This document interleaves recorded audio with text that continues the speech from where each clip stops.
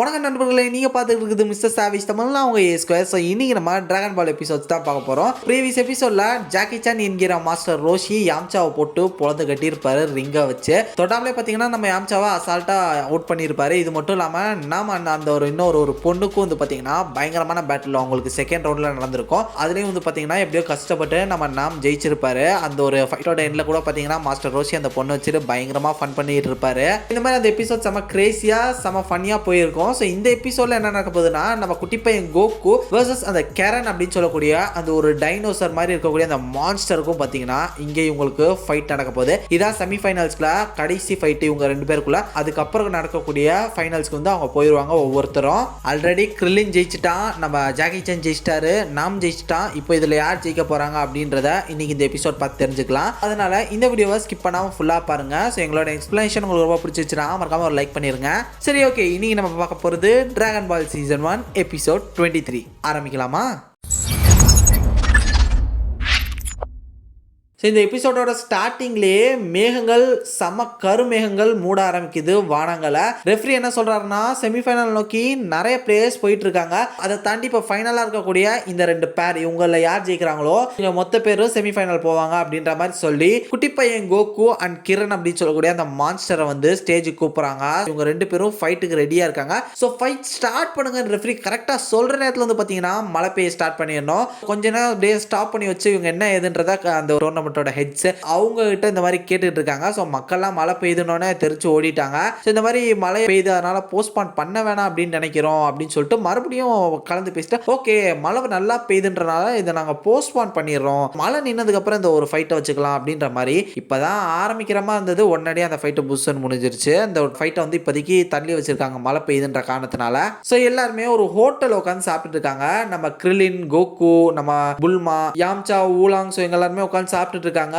அப்போ அந்த மான்ஸ்டரை பத்தி இவங்க பேசிட்டு இருக்காங்க. அவன் பயங்கர பவர்ஃபுல்லா இருக்க போறான்ப்பா, நீ பாத்துக்கப்பா, நான் அதுக்கு தான் காத்துட்டு இருக்கேன், இப்போ ரிங்க்கு போவேன் அப்படின்னு சொல்லிட்டு இவன் செம்ம ஹைப்பர் ஆக்டிவா இருக்கான். அந்த டைம்ல அந்த ஒரு மான்ஸ்டர் வந்து பாத்தீங்கன்னா அவங்க இருக்கக்கூடிய அந்த ஹோட்டலுக்கு நடந்து வரான். நடந்து வந்து பால் வேணும் அப்படின்னு சொல்லி கேட்கிறான். அதை பார்த்து எல்லாருமே நக்கல் பண்றாங்க. முக்கியமா நம்ம கிரிலின் ஸ்கூல்ல, பழைய ஸ்கூல்ல இருந்தாங்களா அந்த மொட்டையங்களாம் வந்து பாத்தீங்கன்னா இந்த ஒரு கிரணை வந்து பாத்தீங்கன்னா வம்பளுக்குறானுங்க. அது செம டென்ஷன் ஆகி வாழை வச்சு அவங்க எல்லாரையுமே தள்ளி விட்டுருது. ஏய், என்ன எங்களே நீ அடிக்கிறியா, வாடா என்னன்றதை பார்த்துக்கலாம் அப்படின்னு சொல்லிட்டு அந்த 4 பேரும் பார்த்தீங்கன்னா அந்த கிரண் அப்படின்னு சொல்லக்கூடிய அந்த மாஸ்டர் கூட பயங்கரமாக சண்டை போடுறதுக்கு நிற்கிறாங்க. உன்ட்ட ஒரு வாள், நாங்கள் 4 பேர், வா பார்த்துக்கலாம் அப்படின்னு சொல்ல அது செம்ம ஃபாஸ்ட்டாக வந்து பார்த்தீங்கன்னா இவங்களை அடிக்குது. எப்படின்னா அந்த பார் அட்டெண்டர்ட்ட இந்த டம்ளரில் நீ மில்கை ஊற்றி முடியும் அப்படின்னு சொல்கிறாரு. அந்த மில்க் ஊற்றி முடிக்கிறதுக்குள்ளே வந்து பார்த்தீங்கன்னா அங்கே இருக்கக்கூடிய எல்லாரையும் அடிச்சு பொழந்து கட்டிடுறான். ஸோ அந்த மில்கையும் எடுத்து குடிச்சிடறான். நம்ம கோகு இதை பார்த்து செம்மையாக சிரிச்சுட்டு இருக்காரு. கிளின் மறந்து போய் பார்த்துருக்கான். டே பாத்தியாடா அங்கே அவன் என்ன பண்ணுறான்னு.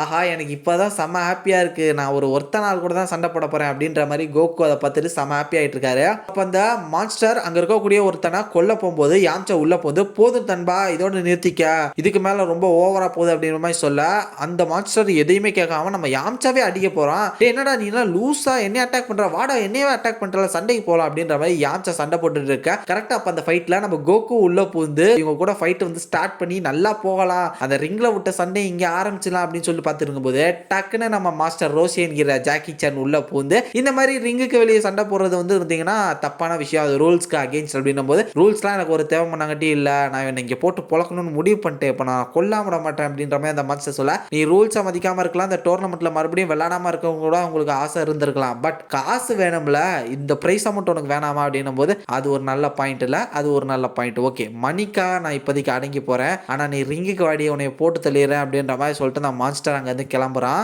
யாம்சா அந்த ஒரு ஃபைட்டை போய் பார்த்தீங்கன்னா அந்த மான்ஸ்டர் பயங்கரமாக அட்டாக் பண்ணியிருக்கோம். அதை இவர் நல்லாவே பார்த்துருப்பாரு. அதனாலேயே நம்ம கோகுட்ட என்ன சொல்றாருன்னா, அவன் ஃபைட்டில் அவன்கிட்ட கொஞ்சம் ஜாக்கிரதையாவே இரு அப்படின்ற மாதிரி நம்ம யாம்சா ஒரு சின்ன அட்வைஸ் கொடுக்குறாரு. ஸோ அவங்க கட் பண்ணா இங்கே காலையில் ஆயிடுச்சு, மழையும் பேஞ்சு ஓஞ்சு முடிஞ்சிருச்சு. ஸோ இப்போ மறுபடியும் ஃபைட்டை வந்து ஸ்டார்ட் பண்ண போறாங்க இவங்க ரெண்டு பேருக்குள்ள. சரி, ஓகே, என்னப்பா ஃபைட்டை ஸ்டார்ட் பண்ணிடலாமா அப்படின்ற மாதிரி ரெஃப்ரி வந்து நிற்கிறாரு. கிரண் அங்கே நிற்கிறான். இந்த மான்ஸ்டர் இருக்கா, அந்த குட்டி பையனை காணோம் அப்படின்னு சொல்லிட்டு கோகுன்னு சொல்லி கூப்பிடுறாங்க. கோகு எங்கேயுமே காணோம். எங்கடா அந்த ஆப்போனண்ட் பண்ணிட்டு கோகுவை காணோம், தேடுங்கடா தேடுங்க அப்படின்ற மாதிரி கோகுவை தேடிட்டு இருக்காங்க. பார்த்தா நம்ம கோகு டயர்டாகி ஒரு ஓரமா உட்காந்து தூங்கிட்டு இருக்காரு. இதை பார்த்து ரெஃப்ரி, டே உனக்காக தான் நாங்கள் வெயிட் பண்ணிருக்கோம் வாடா அப்படின்ற மாதிரி தரன்னு பிடிச்சி கோகு எழுத்துட்டு வந்து அங்கே ஸ்டேஜில் நிப்பாட்டாரு. இந்த ஃபைட்டை ஸ்டார்ட் பண்ணோன்னே பார்த்தீங்கன்னா அந்த கிரண் சொல்லக்கூடிய இந்த மாஸ்டர் கோகு தூக்கி அட்டிக்கிறான். அவன் போய் இந்த செவுத்துல அடிச்சு விழுகிறான். பட் அவன் எந்திரிச்சு நின்றதை பார்த்தோன்னே எல்லாருக்குமே பயங்கர சக்கு. எப்பறம் நீ உயிரோடு இருக்கா, அந்த அடிக்கு நீ செத்துருவேன் நினைச்சா அப்படின்னு சொல்லும்போது கோகு அதெல்லாம் ஒன்றும் இல்லை, எனக்கு சரியாயிடுச்சு, நான் ரெடியா இருக்கேன் அப்படின்னு சொல்லிட்டு அவன் ஃபைட்டுக்கு ரெடி ஆயிட்டான். சரி ஓகே இப்போ வாடா அப்படின்ற மாதிரி சொல்லிட்டு அந்த கிரண் அடிக்கிறதெல்லாம் கவுண்டர் அட்டாக் பண்ணி அவன் வயிற்றுலேயே ஒரு குத்தி செம்ம ஃபாஸ்டா ஜம்ப் பண்ணி ஒரு ஸ்பின் அடிச்சு நின்று அவனுக்கு பின்னாடி வந்து அவனோட டெய்ல பிடிச்சிடுறாரு. பிடிச்சு சங்கிலி கருப்பே அப்படின்ற மாதிரி மொத்த பவரை யூஸ் பண்ணி அந்த கிரணே வந்து பாத்தீங்கன்னா தூக்கி எறிகிறாரு.